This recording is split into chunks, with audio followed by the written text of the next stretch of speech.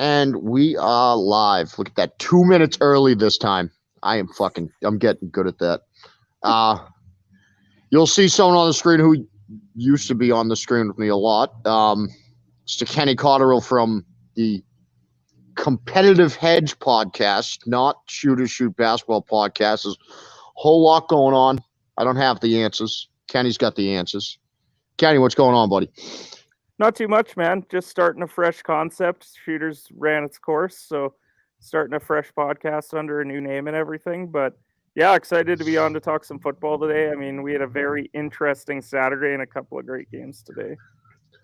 Honestly, it's been an interesting 2 weeks of the NFL playoffs. I didn't see a lot of the first week coming. I definitely didn't see a lot of what happened last night coming. Nope, not triple T's yet. Sorry, hit the wrong panic, folks. Don't worry. But yeah, Saturday night, I mean, we had the Bengals on the Titans first. First of all, congratulations to Cincinnati Bengals fans. Now most of you are experiencing an AFC championship game for the first time in your existence. I mean, they're spoiled at this point. They waited so long for that one playoff text, and then now they get a second. So. Yeah, you mean they're sending so many texts about fucking winning playoff games now. And let's talk about that game. Neither team deserved to win that game, it felt like, for a little while. Like, when you let up, what was it, 9 times that Joe Burrow got sacked? Yeah, NFL record. Yeah, when you let your quarterback get sacked 9 fucking times, like in a playoff game of all games, I can't even really say that you deserve to win the game. But the kids will still put up 300 yards, whatever. I mean, but Tannehill lost this game for the Titans. Yeah. The loss is squarely on him. Yeah, those interceptions were bad. One of them, Mike Hilton's interception, was just an awesome fucking play. Like, you still got to get that ball up over the guy, but like that, I'm not going to put too much of that on Tannehill because I like that play. It was a good read on the ball. It was a fucking nice job holding on to the ball and running off with it. But I mean, that last interception down there, trying to force the ball into, was it Westbrook-Ikhine? Yeah. I mean, as good as of a throw as he made to A.J. Brown in the end zone, that interception was just as bad of a throw as that was a fucking good a throw. Yeah, I didn't love the second interception only because they're gaining ground on the ground. Like, Henry's starting to churn, and, that's been the Titans' strength is, he struggles for the first quarter or two, but then as you get into the game, then he starts to pound the rock. And they start making some ground, and then they get down there after Henry's got them there. And then they're like, all right, now we're going to throw a pass. And it's like, why are you going away from what's working? Like, continue to run the rock with Henry. And, I mean, yeah, Tannehill, this loss is squarely on him. You can't throw 3 picks in a playoff game and think that you're going to win. And the Titans, let's face it, that wide receiver duo that everyone was so excited about was a colossal failure this year. And whether it's due to injuries with everything you gave up to get Julio Jones, and you end up, he barely played all year. Yep. And then you lost in the divisional round. And A.J. Brown missed time as well, which is just the theme of his career, of missing games. So, yeah, I mean, if you're the Titans, you have to go and find a weapon that's not those 2 guys. Because let's face it, Julio, I said it at the start of the year, I thought that he might be what AJ Green was towards the end of his time in Cincy, where like the injuries just start to pile up and you're not the same guy, especially when it's hamstring issues, which is what Julio's dealt with. So You got to go out and they didn't replace Jonnu Smith. That was a major loss for them because he was a red zone guy for them last year. He caught a lot of passes. New England goes, snatches him up, and obviously Henry was more so the TD guy, but they need to find something, whether it's a tight end, whether it's a slot receiver, something to diversify the offense, because it can't just be Derrick Henry run the ball, AJ Brown go deep. Like, because that's basically what their playbook is right now. Yeah, and I mean, and it's your quarter. I mean, what about the quarterback situation? How much money did you just pay Tannehill? You got a performance like that out of him. And unfortunately, they're locked into him now. Like this is yeah. Now you're locked in. Yeah. And I mean, I don't. From looking at that, I like Tennessee actually to make the Super Bowl. Derrick Henry, he didn't look. He wasn't himself last night. No. But he's obviously. I mean, the dude had a fucking plate and like 5 screws in his foot. I wouldn't even be fucking playing. I wouldn't even be off the couch if I had fucking screws getting drilled into my fucking foot. Yeah. But I mean, I can't look at Ryan Tannehill as a guy that I can see making them to the Super Bowl. I thought that Derrick Henry would be a little more than that, and I thought that, him being there would make that offense so much more different. I thought Tannehill would play better than that. And I don't know if I can see them making it to a Super Bowl on the rest of Tannehill's contract after what I saw out of him last night. He basically reverted back to his fucking Miami form. Yeah, they're just in a situation now where they're locked in. They made this move for Julio that looks like it isn't panning out. So through draft, they got to find something. Like the defense was improved from last year. The defense is phenomenal. It's not a great defense, but it's a good defense. So if they can just maintain the pieces that they have there, that's fine. But yeah, you got to diversify this offense because teams can game plan for it now. Obviously, that's easier said than done when Henry's at 100% because we saw it at the start of the year when Henry's at 100%. The fact that he was like 300 rushing yards ahead of everyone else through the first half of the year. But they still, once you get to the playoffs, if something's not working, they need to be able to make adjustments, and they can't make it with the current roster construct. Yep, 100%. And I mean, there's also, you do have to question some of the play calling and decision making in the game last night. The 4th and 1 call there that they went for would have been, I think, about a 53-yard field goal. That ends up being a big difference in the game. And now hindsight's 2020. I say this fucking all the time. That's when I going for 2 early on. I know that didn't make as big of a difference, but that's when I wouldn't have gone for 2 there. I would have taken a lead on an extra point. The 4th and 1 could have gone either way, but that play call, giving it to Henry. No, if you wanted to go to Derrick Henry on that, you wanted to have 2 plays, you should have gone to Henry on 3rd down. Yeah. On 4th down, after the run to Ryan Tannehill didn't work. Fucking everyone and their mother knew that you were running with Derrick Henry on 4th down. And like we both said, of course, he was injured. It's not knock on Derrick Henry. He didn't have the same juice, the same step, the same burst that he usually has last night. And when you have a not 100% Derrick Henry, and everyone in the world knows he's getting the ball, it doesn't work that well. No, it really doesn't. And I agree. I didn't love the 2-point convert call early on. I mean, why not take the lead with the extra point? I know that it gets moved up to the 1, but take the point. Like you can lead 7-6, and I just if it put you up by if going for 2 would have put you up by 3 points, I'd say, oh, okay, that makes sense. But it only puts you up by 2 points. Yeah. So why even risk? So a field goal still takes the lead. What's the point?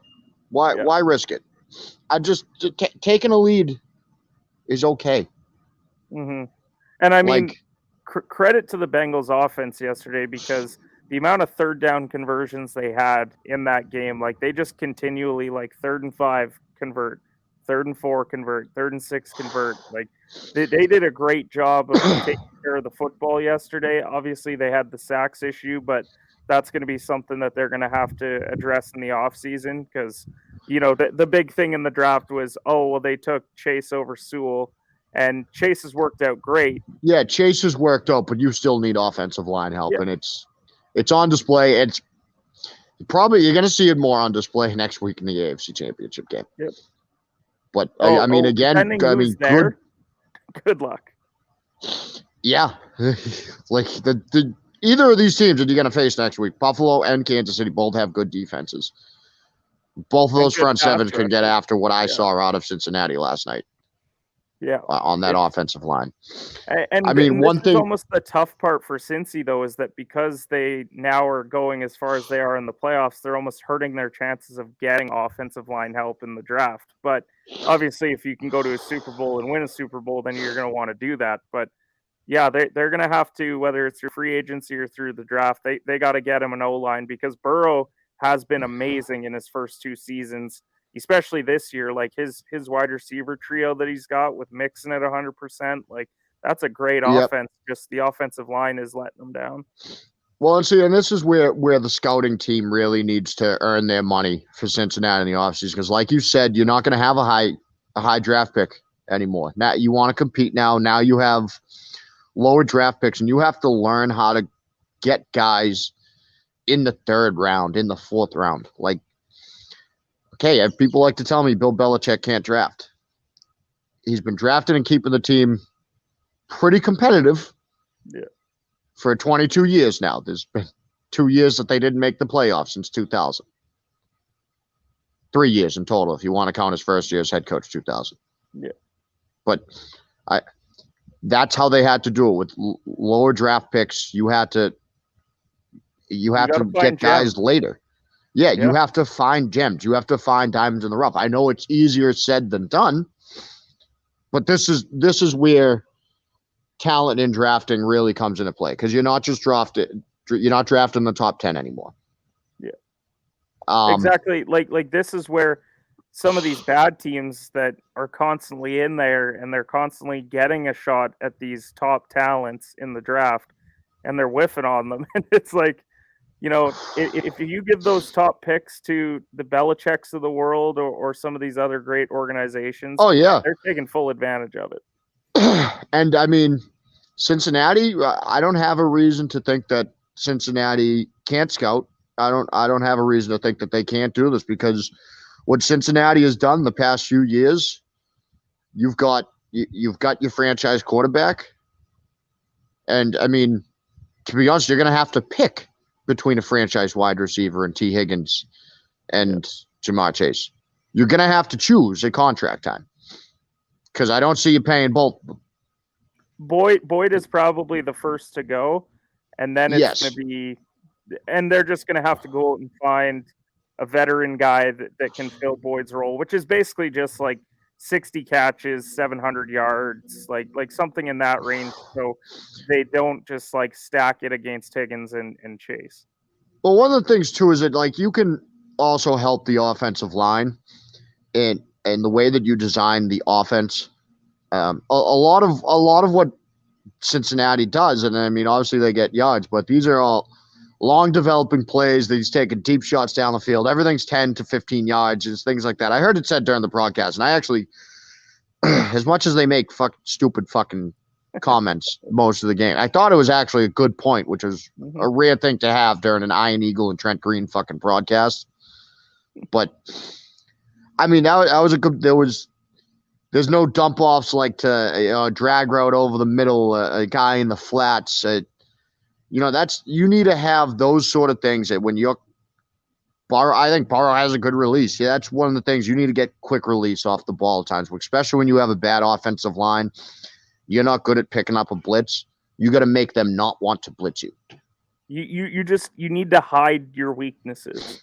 And exactly. Cincinnati's not doing that. They're like, hey, Burrow, sit back there for 4 seconds and let's just hope that you don't get killed.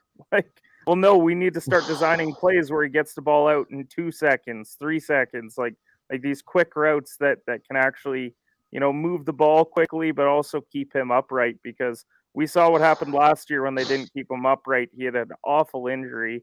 I thought he was hurt 100%. Last night.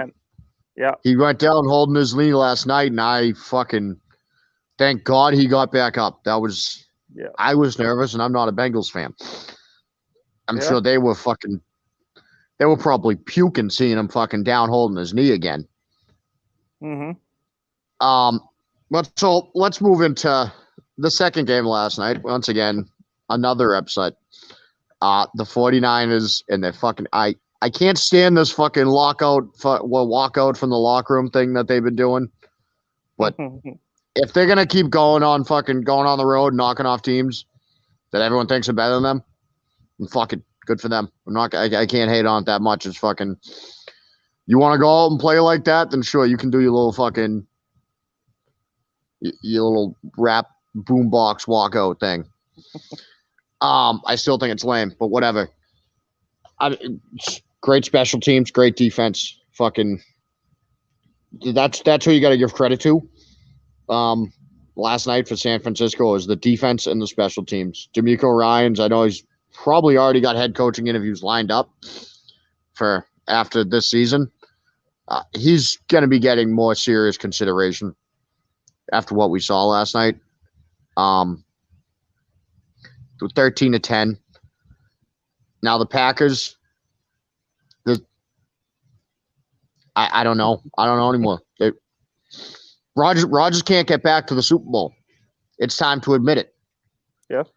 You have to hold this against Aaron Rodgers all time. You have to look at this objectively. He's not making it back to the Super Bowl. They've got a good team around him, a very good team around him. He's not making it. He can't make it back with this team. There's something there with Aaron Rodgers in the playoffs. I mean, last night, yeah, Green Bay's in control of that game for the first 50 minutes. But that being said, they're not putting them away. Like they're up 7-0 at halftime after how poorly San Fran played. And they can easily be up multiple scores, but they're not putting points on the board. And then they have that drive late in the third, early fourth quarter. They're pounding the rock. It looks like, okay, Green Bay's getting to that point. They're getting down there. And then they went away from what was working, which was Aaron Jones and A.J. Dillon running the football. They end up kicking a field goal, and it's 10-3. And it's like, man, that just feels like they needed that touchdown there because they're giving San Fran life. And the offense wasn't doing it. And then what happens? Big special teams play. Then the momentum completely flips, and you're like, holy shit, like what? And then Green Bay, what happens? Quick punt. San Fran just goes down, kicks the field goal, and now they're moving on to the NFC Championship. There's something wrong with this Green Bay team, and I don't know what it is that they get to these big moments, and they absolutely run the regular season. Like they've been running the regular season for the last decade, and then they get there, and it's like, I get it. He's now 0-4 against San Fran in the playoffs, but he just it's puzzling to me. It's puzzling to me that they weren't able to get this done yesterday. I mean, I thought he'd at least make it back to the NFC. Like we said before we went live, I thought he'd at least make it back to the NFC Championship before they fell apart. This wasn't the week I was worried about. I was like, oh, okay, they'll beat San Fran, and then next week when they get the Rams or Bucks, then they're going to lose. I'm like, oh, it's freezing cold in Wisconsin. They're playing at home. They'll beat the team from California with a worse record at home. And Jimmy G didn't throw a touchdown, threw an interception yesterday, had like 118 yards total. Debo really didn't get going either. And suddenly San Fran's now going on to the NFC Championship game, and it's exactly. Like Adams had a good day. Like Adams was 9 catches for 90 yards. Like he was fine, but they're not getting in the end zone, and I just don't get it. I don't get what their issue is. Yeah, I don't know. And let's look at the game. The first drive, right down the field for Green Bay. Marched down the fucking field. Did whatever they wanted for the first drive. I think Rodgers was 6 of 7 for 70 yards on the first drive. They put on a clinic, and you're like, oh, it might be a long day for San Francisco. Like Rodgers got their number tonight. Like, okay, and then they don't do anything the rest of the first half. San Francisco's going down. You're like, oh shit, San Francisco might score here. They make this 7-7. They make this 7-3 and get the ball after the half. You know what I mean? They could make it more of a game when they shouldn't have been in there because they were playing horribly on offense. San Fran's first three drives first 3 drives, 3 3-and-outs, all ended with a sack on third down. You're playing bad on offense if that's how you start the day. You're having a bad day on offense. And I mean, Green Bay, like we said, they should have already been leading by more. Garoppolo throws this pick. You get a blown coverage. Aaron Jones almost gets in. And then you're right there. What were they, at the 20-yard line? Yeah. 15-yard line? You don't even get a fucking field goal out of it? Yeah. Yeah, you can't walk out of that with nothing. Like you said, the momentum swung. That was when I said, oh, shit, this game is actually going to be interesting. Because if you're up fucking 10-0 at the half in a fucking defensive battle against a not great offense that's couldn't seem to catch the ball last night in the cold with the presumptive MVP of the league. Yeah, you should be able to win that game. The cold weather QB that we love to talk about, and you got to go to Lambeau. That's a tough game in January, and then the team from California rolls in there and isn't good on offense. Now this is one of the things that the same thing last year. Oh, Lambeau failed in January. That's a team from Florida. Oh, can they win in Lambeau in the cold? Yeah. In fact, they even tried to hand the game back to you in the second half, and you just wouldn't take it. Now this is twice in a year. They lost at home in Lambeau in the playoffs to a warm weather team. I mean, people have been waiting for this to happen too, because people had a lot of stuff geared up as soon as Rodgers lost yesterday. This was their last dance, but MJ and Pippen won the last dance. And, it's been actually a really funny Twitter morning just for reading through all the things that people. It has been a funny morning on Twitter. But now they have to make the decision of, are they finally just cutting the cord with Rodgers? Are they going to let him go with Jordan Love, go through their rebuild? Because that's what it'll end up being. Like, I think from what I saw from Jordan Love in his limited action this year, it didn't look great. So they're not getting Aaron Rodgers 2.0. So this could be a bit of a rebuild for Green Bay if they decide to. Because are you really going to run it back with everything that happened in last offseason and what's been brewing for years, quite frankly, in Green Bay? They just haven't pulled the trigger on letting Rodgers go. Is this finally where you say, well, we went to the NFC Championship last year. We couldn't even get there this year with probably a better roster.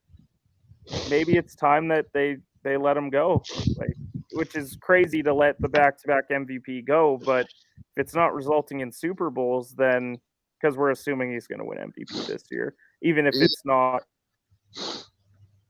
Well, I mean, so let's. Hey, did you see his comments after the game? No. I'm not going through a rebuild if I'm going to keep playing. And there's the main part of it. He said there's a lot of guys whose contracts are up. A lot of things are going to be different here next year. And then he says, I'm not going through a rebuild if I'm going to keep playing. Green Bay is set to go into next season $50 million over the cap. I believe he's still signed Rodgers for one more year. Yeah. But you look at Davante Adams' contract is up. Mm-hmm. Davante Adams is going to want some money. Davante Adams deserves some money. Davante Adams is the best wide receiver in football. Yeah. That's his boy. Mm-hmm. Is Rodgers going to stick around if they can't keep Davante Adams? Because how can they keep both of them when they're $50 million over the cap? Yep. Are you taking a pay cut, Aaron? You gonna rework your contract? To be honest, when I look at this situation, I think a lot of what they're going to try and do with Rodgers is going to hinge on where they can fit them both. Like a franchise like Miami, let's say, where they have some cap space. Yes, they have Tua there, but if they decide that Tua's not their guy because Aaron Rodgers is available, you factor in a trade of trading for Rodgers. You sign Devontae Adams. Like this is a situation where Do you just want my life to be hell? Well, no, like I was just looking at the salary caps today, and they were one of the teams with cap space, and I'm thinking like QB wise, like some of these other teams, like they have room but don't necessarily need a QB, but like rosters that are ready to win now. Like Denver is the one that I think is the most serious player right now, as everyone thought last year. But I think Denver is the most serious player in this. Denver's got the money to pay Rodgers, and I mean that Denver team is. They also have a history, though, of going after a situation like this. Remember the Peyton Manning situation? Yes, exactly. And Elway was more than willing to take Peyton Manning when the Colts were done with him because they had Andrew Luck sitting there, which is fine because Andrew Luck, as much as he didn't win a Super Bowl before he retired, he was a great QB in the NFL. But yes. Denver with a win now team, they have a good defense, a really good defense. They had that rookie corner this year who was great for them. Now on offense, you have Javonte Williams going into his second year. You'll have Noah Fant at tight end. You'll have Jerry Jeudy. You'll have Cortland Sutton. If you can figure out a way to get Devontae there as well, that's terrifying. Now, the only thing that I think would hold him out from a situation like Denver is, do I really want to go play Mahomes twice and Herbert twice each and every year? And I don't think he would. That's not the division that you want to go to right now. The Raiders also just made the playoffs as well. So. So you got to now you think about the Raiders. I mean, this is going to be a fun offseason. Touch on the Raiders. The Raiders are probably moving on from Derrick Henry this year. Yep. Because that looks like a situation that you've gone as far as you're going to go. I think they peaked with that guy. Year, yeah. And I mean, I believe I have to look at what Oakland's cap numbers are. I believe Oakland is a team that has some money to play with next year. Yeah. Philadelphia doesn't have. They have about $30 million or something in cap space.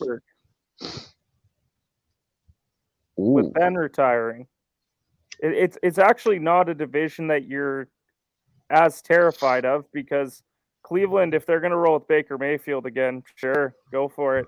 The Ravens, they'll get healthy, so I guess that's tougher. And Cincinnati's a tough team, but you go to a situation where you've got T.J. Watt in that defense, your offense, you're going to have Najee Harris, you're going to have Deontay Johnson, Pat Freiermuth, Chase Claypool. As much as I think he's an idiot, he's a talented player. Let walk anyways. So maybe you make that trade. Maybe you make that trade and say, you know what, we're going for it because we have one of the best defensive talents in the league in T.J. Watt in his prime. And if they had any sort of QB play this year, that team's winning the division and probably close to the 1 seed in the AFC. Like, that's how bad Ben was. So Philadelphia, they've got 3 first-round picks and could probably fit Rodgers into their cap, and they made the playoffs. And they might throw in Hurts. They might say, we'll give you picks and Hurts. And then Hurts and Love battle it out in Green Bay. Yeah, I can see Philadelphia making a trade for Rodgers and still keeping a first-round pick because they have 3 of them. Yep. They could offer Jalen Hurts and 2 first-round picks, and then they could say, "Hey, Jalen Hurts and Jordan Love battle for the spot. Let's see which one of you's got the goods." Yep. It's all going to be a very interesting offseason. I hate speculating about all of that during the playoffs. Like, I mean, you asked me, what do I got the Patriots targeting for weapons? Twitter last night. Like, we're not even there yet. we still have a month to go of playoff football. Like, yeah, like I'm still far. Like, I just got to focus on the playoffs. That's why I love the like. we're actually in store for probably the most exciting NFL offseason that we've had in a long time. And Because very, very exciting offseason. I mean, like Derek Carr, we just talked about. We got the Rodgers situation. Russell Wilson. We're talking about wide receivers as well, like Calvin Ridley. What's going to happen Calvin with him? Ridley, Michael Gallup, Mike Williams. Well, and even a situation like if Russ goes, there's talks of DK Metcalf being available. DK Metcalf. So N'Keal Harry. Elite talent N'Keal Harry's still available, former first rounder. But yeah, his contract's up, man. He's going out. He's getting the big bucks. He's getting the big bucks now, dude. But that's where this offseason there's going to be a lot of changes, and we still don't know who's retiring. Like, because we know Ben's retiring, but Brady wins another Super Bowl. I think he'll still play if he wins another Super Bowl, but could he at age 45 say, I'm finally done? You never know. You never know. Well, that's like Schefter had a very important article to tweet out at 6:30 this morning that he may or may not retire after the season. I'm like, thanks, Adam. You mean a 45-year-old may or may not retire? That's like saying, okay, well, Vince Carter a couple years ago, he might retire. Well, yeah, he's 40, so he probably will, but thanks for that. We think that he could retire, but he also might not. He could keep playing, but he might retire. We'll keep you updated. Okay, he's gonna think about. He's got a decision to make in the offseason. I'm like, at 45 years old, most accomplished player in the history of the sport. He's gonna have a decision to make in the offseason. Yeah. Wow. Fascinating. Glad you tweeted that at fucking 6:30 in the morning. Yeah. Really got my my juices going. But yeah, so we'll jump right into the game picks. Don't forget, folks, this episode is brought to you by Glitch Energy. Use glitchenergy.com. Use code BCMG for 25% off. That is some strong fucking energy drinks right there. It's great for pre-workout, stuff like that. I'm a weirdo. I looked at the carbs and the shit in it, and they actually, like, for me, it lowers your blood pressure instead of raises it. Nice little touch. I have high blood pressure. It helps. And we got two good games today. I think today is the better day of football games that we had this weekend. The Rams and the Bucks. First game of the day. Sorry, I dropped my cigarette. I got to look at what the spread is. It was -3 for Tampa when I saw it. It was -3 for Tampa. All right. So I'm going to take the Rams to win this game. I don't like what I saw out of Tampa's offensive line last week against Philly. Brady was getting hit a lot. And I mean, the Rams have a better defensive front than Philadelphia. I don't think that's really something to discuss. Yeah. Tampa has not been great against stopping the run most of the season. The Rams are great at running the football. I think there's just so much fucking. We know Tom Brady can overcome fucking the drama. He can fucking tune it all out. We don't know if the rest of these guys can yet. And there's a lot of fucking noise on that team that it could make a difference. It could. I mean, last week you had a coach. You had the coach fined for slapping a player. That's assault. Yep. Bruce Arians committed assault on one of his players last week. Surprised the dude didn't knock that old motherfucker, indoor wearing sunglasses douchebag the fuck out. What do you got, Kenny? I think it's going to be the Rams today. Like, if we have Tampa at 100%, like if Godwin's there and AV didn't have a full-on meltdown, then I actually really like Tampa against this defense because I do have concerns about what Mike Evans' impact is going to be today. How well is he going to do up against Jalen Ramsey? And I know that that's probably an easy point to make, but okay, if they for whatever reason take Evans away, He'll have Gronk, and who else? We're relying on Scotty Miller. We're Scotty relying on Fournette out of the Cyril backfield. Grayson, and Tyler Johnson. I mean, well, we've seen Tom Brady make it work with nobody's. We have seen him make it work with lesser talent. But that was also 10 years ago. Exactly. Now, which, I mean, as amazing as the guy still is, he's not the same player he was 10 years ago, which really says a lot about the player he was 10 years ago. So that's my concern is, will they produce enough offensive firepower? Because I think the Rams are going to be fine today offensively. They finally figured out how to integrate Odell into this offense, and it was great to watch last week because I like Odell. I think Odell Beckham Sr. is the best agent in fucking football. Yeah, getting Odell's dad is the best agent in the game. Yeah. He fucking dude. He posted that clip of Baker, that video of Baker Mayfield fucking missing Odell every time he was wide open, and now Odell's playing great on a Super Bowl contending team. That fucking. I hope he gets a fucking cut of fucking the paycheck. Yeah. From his honestly, son.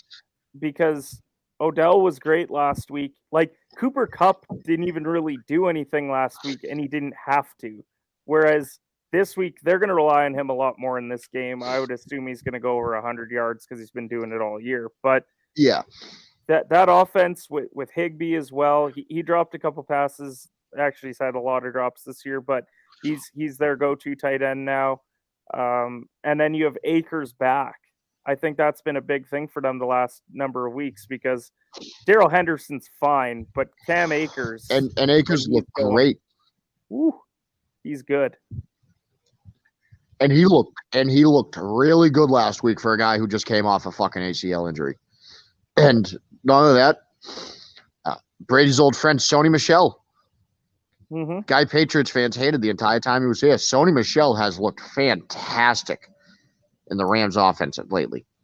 Yeah, I just think there's too much going against Tampa. And the easy argument that everyone's going to make is don't bet against Tom in the playoffs. But there is a lot going against him today, and I know that he's at home, but I don't love the spot for him this week. So I'm going to take the Rams to win today, even though they're underdogs. Well, I mean, it's also, look, before last week, I would have picked Tampa to win this game. But I saw the Rams go out and absolutely dismantle the Cardinals, who I know the Cardinals fell apart throughout the season. And yes, the Bucks did pretty much dismantle the Eagles. But they beat up on the Eagles. 500 dismantled the Eagles this year. Yeah. The team that shouldn't have really been in the playoffs.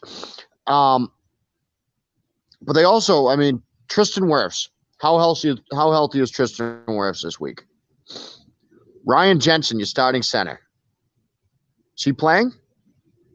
I don't think so. I think he's out for this game. I'd have to look at that to be sure. But I mean, you're missing your starting center. And if you're missing your starting center and potentially your starting left tackle. He's questionable still. It's questionable. Okay. Yeah. But they also have a corner that's questionable. They've got a wide receiver questionable. They've got Wirfs questionable. So they're not 100% going up against that Rams D-line with Von Miller and with Aaron Donald. And Aaron Donald is back this week as well. Like, whew, good luck. Yeah, and I saw the Eagles defense, which, I mean, it's not a bad defensive line the Eagles got, but it's not anything like what the Rams got in their defensive front. And the Eagles got after Brady last week. As much as Brady beat up on them, they got after him. Yeah. He was getting hit. I think that continues. There's something, like you said, there's too many things going against him this year. Tom's always been my guy, and I believe in that. The saying of don't bet against Tom in the playoffs. I saw it happen better than most of you have. Yeah. I know that well. I don't see it this year because I'm not betting against Tom in the playoffs. I'm betting against the rest of the Buccaneers in the playoffs. I'm betting against this coach. Yeah. Coach. Yeah. I look at this Rams team too, and they're all in. Like they are all in as all in gets in the NFL with no draft picks down the line because they've tried to make all these moves to go after a Super Bowl. And you know what? They know the pressure's there, but they're also they know that they have to deliver.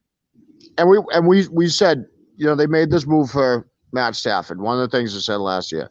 If you win a Super Bowl with Matt Stafford, or you make it to the Super Bowl with Matt Stafford, it's worth it. Then it was worth it.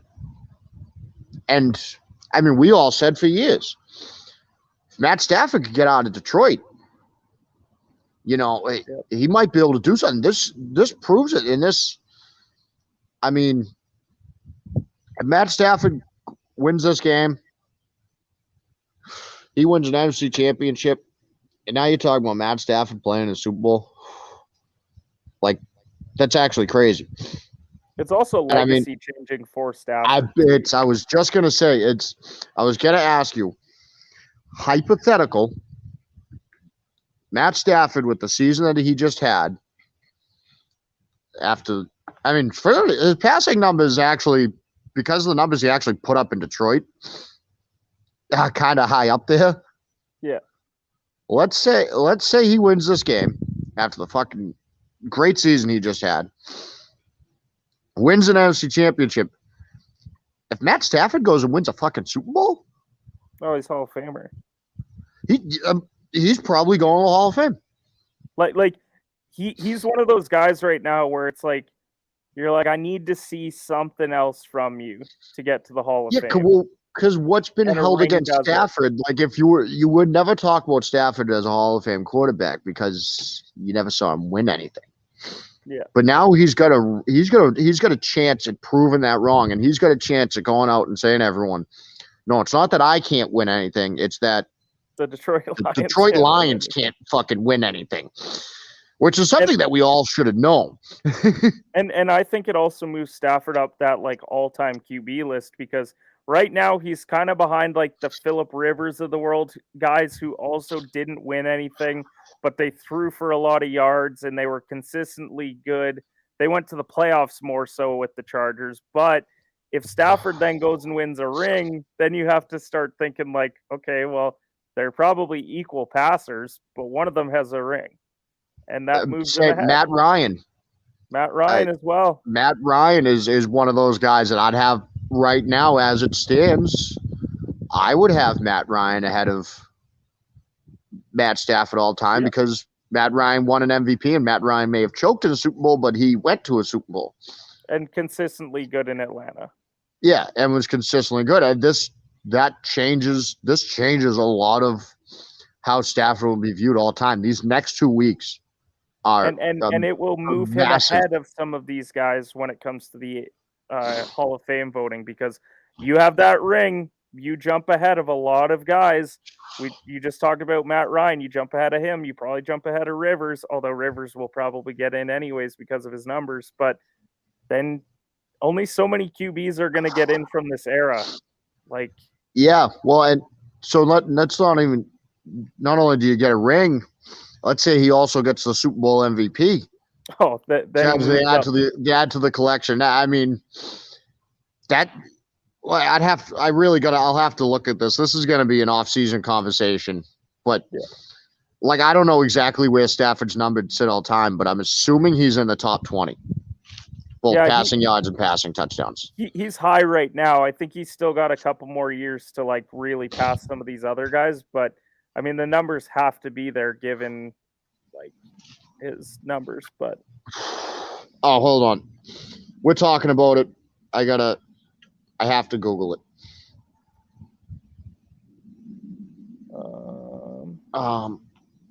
All-time passing yards, he's 12th. Ooh. Okay. So by the time next season's done, he'll be ahead of John Elway. Yeah. in all-time passing yards. But who's he behind right now? He's behind Rivers. He's behind Matt Ryan. He's behind Eli Manning. But you get a Super Bowl. I mean, Eli's going to get in anyways because of his 2 rings. Yeah, Eli's got the 2 rings, but he's going to be he'll be on the edge of top 10 passing yards all time just with next year. Yeah. And then touchdowns. He's got to be high up there in touchdowns. Like, geez. I'm assuming. 12th in TDs too. 12th in touchdowns. And now how far behind anyone is he? So he'll pass Tarkenton by next year because he only needs 19 to do that. 41 to pass Eli. But it's doable with a really good season next year, but probably closer to 2 years to pass him. And then depending how long Matt Ryan goes, Ryan's also ahead of him by 44. So, but I mean, okay, Ryan, so I think Ryan's been in the league a couple years longer than Stafford too. So, yeah, and you're also going to look at. Well, no, you can't really say. I was going to say Matt Ryan played with Julio Jones for most of his career, but Stafford had Calvin Johnson. Yeah, so that's we won't hold that against Matt Ryan, but. Yeah, and we can't say that he played with Kenny Golladay anymore because he had 0 touchdowns this year. So yeah, we're not gonna give Matt Stafford a lot of credit for how good Kenny Golladay looked. I've been on Twitter just slandering Kenny Golladay for weeks, just pointing out average wide receivers that had better seasons than him this year, and it was so much fun. A lot of Kenny Golladay fans though, because I lost a bunch of followers from it. It was kind of funny. Apparently, there's a lot of Kenny Golladay stands on the internet. That's a weird player to be super excited about. But all right. Imagine white knighting for Kenny Golladay. Well, he had 0 touchdowns. Like, of course you're gonna clown him. Point it out. He's overpaid, bro. Yeah. They paid him a lot of money to not get in the end zone at all. That's all I'm saying. Yeah, like a lot of money. All right. So. Terrible Twitter takes. Wait, we still got one more game to do. Oh, we do have another game. That's right. Wow, you're right. Let's go back to game picks. Oh, I was trying to forget that this game's even happening. Buffalo and Kansas City. I am gonna very painfully root for Kansas City in this game. Now, I think this is gonna be a fantastic game. I'm gonna very painfully root for Kansas City today. I hate Kansas City fans. I can't stand most of their team. But as part of my birthright, I absolutely despise Buffalo, the team of Buffalo, and the city of Buffalo with a burning fucking passion. I'm taking Kansas City today, too. I am taking Kansas City. What's funny is the line on it. It started at like -3, but a lot of people started betting the Bills, so it's like pretty much a pick 'em now. They're -1. It's -1 this week. I was just gonna say there's not even a point in saying the spread on this. It's a -1. It's -120 for Kansas City to win, +100 for Buffalo to win. So it's a toss up, and Buffalo looked. I think Buffalo a lot of people played fucking fantastic against New England, but yeah, we've seen Buffalo be inconsistent this year. Pitt again. Yes, they hung 42 on Pittsburgh's defense. So yeah, Buffalo's been inconsistent this year. Yeah, in spurts, and now Kansas City. People like to point out how poorly they played at the beginning of the season. They flicked a switch. Yeah. At some point in the season, week 6, week 7, sometime around then, I'm gonna guess.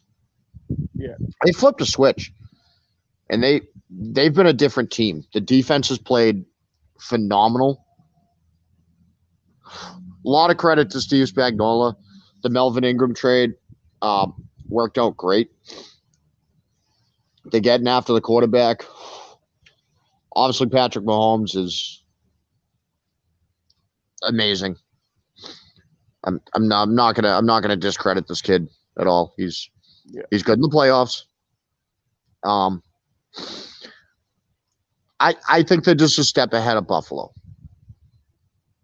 I think they have a better coach. Yeah. Andy Reid and Sean McDermott. Of course, I picked against Buffalo last week. I fucking hate Buffalo. But I look at Kansas City and I feel like across the board on offense, it's like if Josh Allen is an A, Mahomes is an A plus. If Stephon Diggs is an A, Tyreek Hill's an A plus. If Dawson Knox is like a B plus, Travis Kelce is an A plus.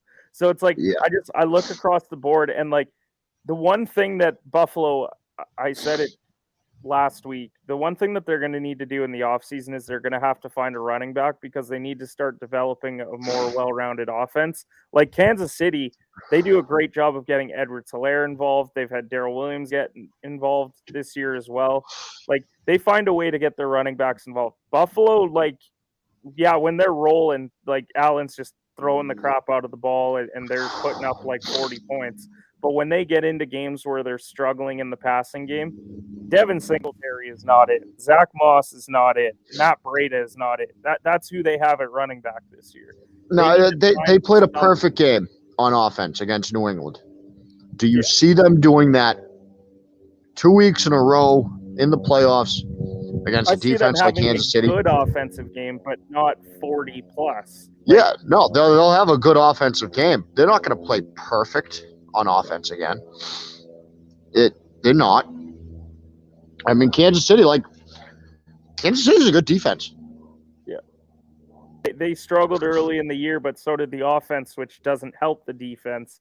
That's what people don't understand when it comes to like defensive ranks is like, yeah, the teams that aren't winning games, they typically have bad defenses, but it's because the offense isn't doing them any favors. So when Kansas City was struggling with Mahomes, that's why their defense was near the bottom, and they're like, wow, Kansas City defense is just so bad. And it's like, you're really putting this on the defense?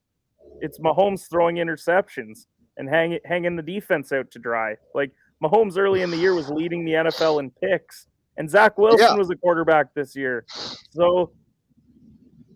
And Zach Wilson was a quarterback this year. I love random New York Jets slander. But I appreciate random slander of the New York Jets.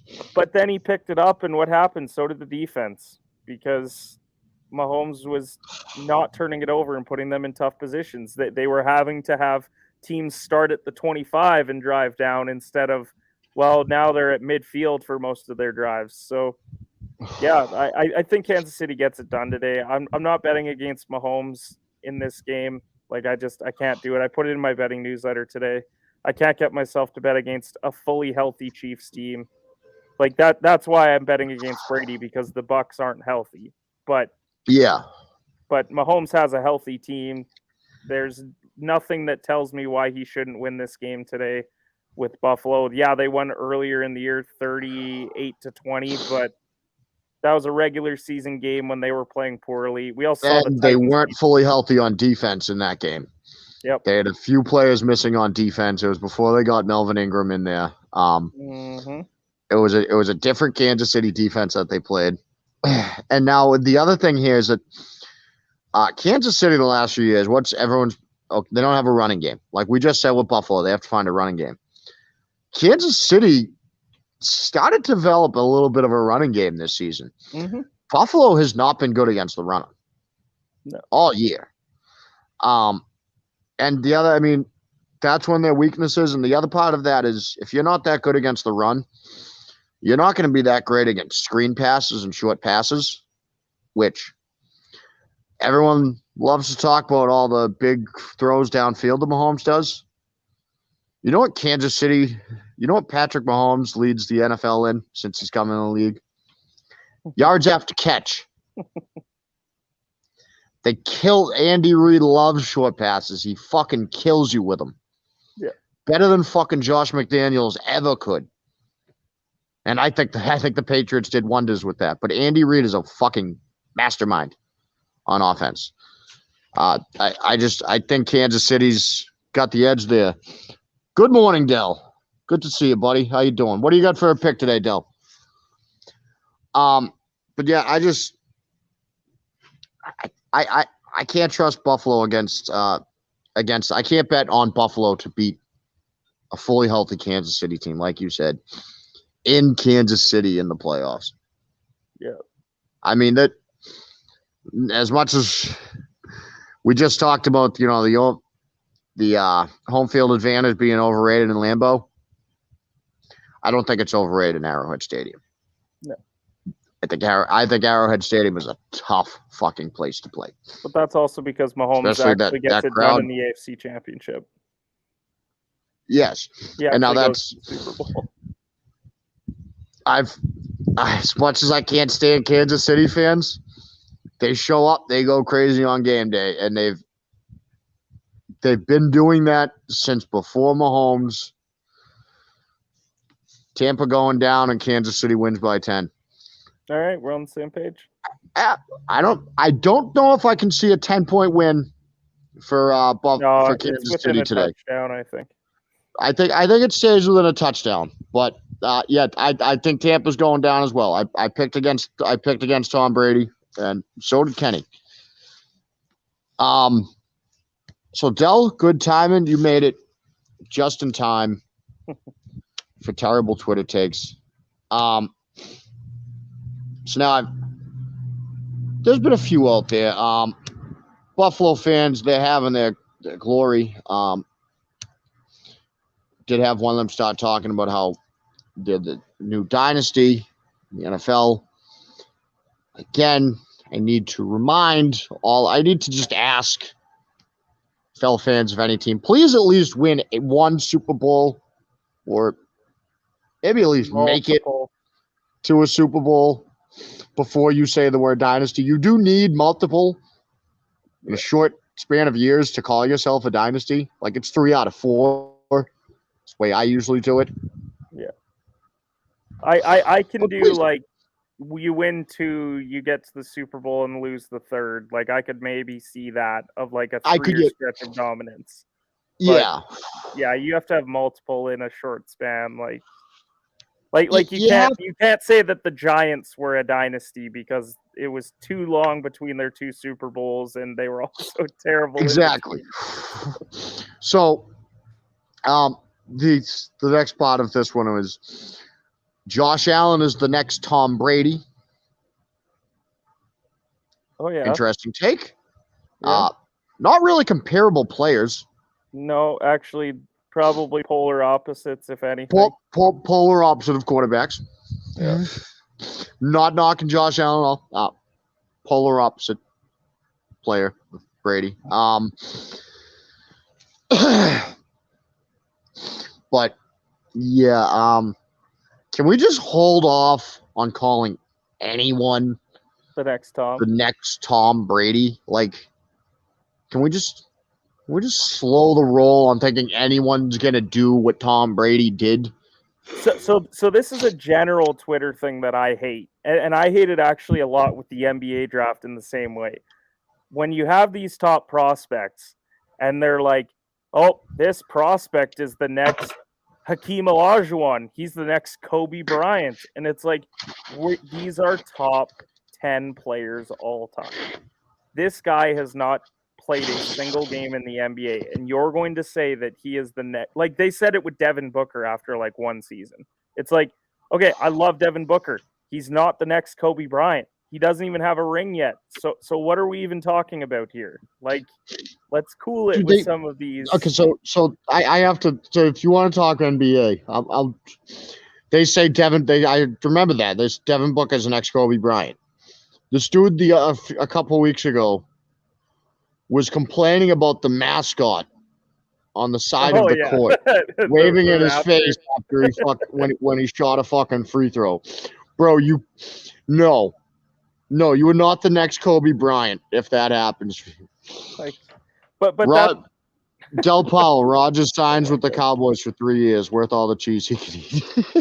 I mean, if we could trade Dak for Rodgers, I wouldn't be upset. I just don't see a scenario where that happens. So. So next terrible Twitter take is about Aaron Rodgers. Said he's the greatest regular season quarterback of all time. Peyton Manning. That's Dan Marino, Peyton Manning, Yeah. Drew Brees. Yeah, there's a lot of really good. Like, the thing is, you also look at just like Manning consistently for like a decade, they would win like 12 games, 13 games, 14 games. Like, Manning has. Rodgers was winning the division at like 10-6 a lot. Or like 11 I mean, Manning, if we really want to think about it, Manning has, statistically speaking, the best regular season any quarterback has ever had in the NFL. Yeah. Did that late in his career. Early in his career, he had the best statistical season anyone had ever had in the NFL. He took it back. Yeah. Yeah. He let it get broken, and then he was like, nah, I'm breaking that. And then no one could break it. No, still, it hasn't been broken. 55 touchdowns. And we had an extra game this year, and no one got close. Yeah, they added an extra game, and Patrick Mahomes, who threw 50 touchdowns in his first year as a starter, couldn't throw 50 again. Brady couldn't throw 50 again. Yeah. You got Marino as the regular season GOAT, though? He would be close. I mean, he's not the GOAT of the NFL. The GOAT quarterback in the NFL is Tom Brady. I'm not going to. Yeah, GOAT regular season. Winning counts. Yeah. Postseason counts more than regular season. Regular season GOAT. The only playoff thing that Rodgers has over Brady is that he's undefeated in the Super Bowl because he's been to one. Yeah, because I actually did see. I didn't want to bring that up, but I saw the playoff numbers one. I saw that tweet earlier today. Del, that's a good point. Manning had great weapons his entire career. Marvin Harrison, Reggie Wayne, Dallas Marino, but I'm not gonna knock the weapons that Marino had in Miami. Marino had a good receiving corps with Mark Clayton, and what was the other guy? Forget the other guy's name. Listen, I wasn't alive in the 80s. But the one thing that you have to say about Marino is that Marino threw 48 touchdowns in 1984. Yeah. That's fucking insane. Oh, and today's numbers, that's like 60, 65 based off. Yeah, like that's insane. Marino with today's rules. Oh yeah, he's slinging it. He's Marino with today's rules is fucking 5,000 yards and 45 touchdowns a year. Yeah, and doing it for a decade. And he's still probably not winning a Super Bowl. Oh, come on. Yeah, you just had to throw that part in there. Oh, of course I had to. I'm a fucking Patriots fan. Yeah, Fuck Dan Marino. Great quarterback. Fuck him. Funny. The last take, of course, more Aaron Rodgers. Aaron Rodgers has better stats in the playoffs than Tom Brady. No. No, he doesn't. He actually doesn't. They said if you go by efficiency, okay, and like I guess what he does per game, and passer rating. Okay. Stop using passer rating. I've seen passer rating lists that have Kirk Cousins higher than fucking Peyton Manning. If your list tells you that Kirk Cousins is better than Peyton Manning, it's broken. Scrap the entire thing, throw it in the fucking trash. Never rework your algorithm or whatever you're using. Whatever you're doing that tells you Kirk Cousins was better than Peyton Manning, stop what you're doing. Kirk Cousins missed the playoffs this year, despite having like a great QBR. Like, yeah. Aaron Rodgers has better stats than Brady in the playoffs. No, because Brady has the best stats of anyone that's ever played in the playoffs. He has more touchdowns, more passing yards than anyone who's ever played in the playoffs. Yeah, I know he's played in a lot of playoff games. Because he's great. Yeah, there's a reason that he. We're not going to start knocking Tom Brady for winning so many playoff games. Like Yeah, that's not an that's the argument. problem. Is now it's like, oh, well, that's just because you played in so many playoff games. Well, it's like, okay, but see, but he has all these stats that he accumulated over winning games. All these playoff games. In the playoffs, you get to play more playoff games. Yeah, and then I love when they find that like random game, like random playoff game that like Brady didn't play great. And then they point to that like, one game and just they point to like the 3 or 4 playoff games that Brady wasn't like fantastic in. And it's like, oh, but then he realized he played like 35, 40 playoff games, like 3 seasons worth of playoff games. He's gonna have a few. I always see that. This is one of my favorite ones. I love. I have to use this against Rodgers fans now. I always say that Tom Brady won a Super Bowl in which his team only scored 13 points. Which, like, yeah, he did that very late in his career. Which, like, I don't see why that's so much of a knock when he had 5 Super Bowls before that. Yeah. Aaron Rodgers just lost a playoff game in which he only scored 10 points. Yeah, he did. All he had to do was score more than 13 points. You get 2 touchdowns, you win. But yeah, that's all we got. I hope you got your all picks in. Good luck to everyone today. Dell, as he said in the comments here, he picked both games right yesterday. Good for you. I hope you have the same luck today. You actually probably made out all right. Good money yesterday if you're betting those. Yeah, at least with the San Fran pick. This has been another episode of Blue Collar Game Day. Yeah, well, Del, you got to remember, I wasn't alive in the 80s. It's harder for me to remember wide receiver corps that I don't know. I can remember. See, it was the Marx brothers, right? Was it Mark Clayton and Mark Dupree? Were those the names? Were those the names? If I just nailed that right, and I wasn't even watching, I'm doing pretty good here. And I didn't look anything up. You could see? Smarter than Kenny already. Mm-hmm. But that's all we got for you today, folks. Thanks for tuning in, everybody. I'll be back next week for more playoff football.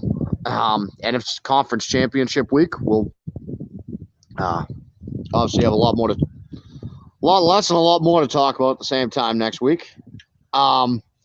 Kenny, thanks for tuning in. Why don't you tell everyone where they can find you, especially since you got a new fucking account? Yeah, you can follow me on Twitter at CompHedgePod. Competitive Hedge is just a new sports podcast. Going to integrate all sports and also some betting aspects to it. So just a fresh project of mine that I'm looking forward to doing, going out on my own, being independent now. So, Steve, I appreciate you having me on, man. Always fun chatting some NFL with you, even though I love to troll you about New England.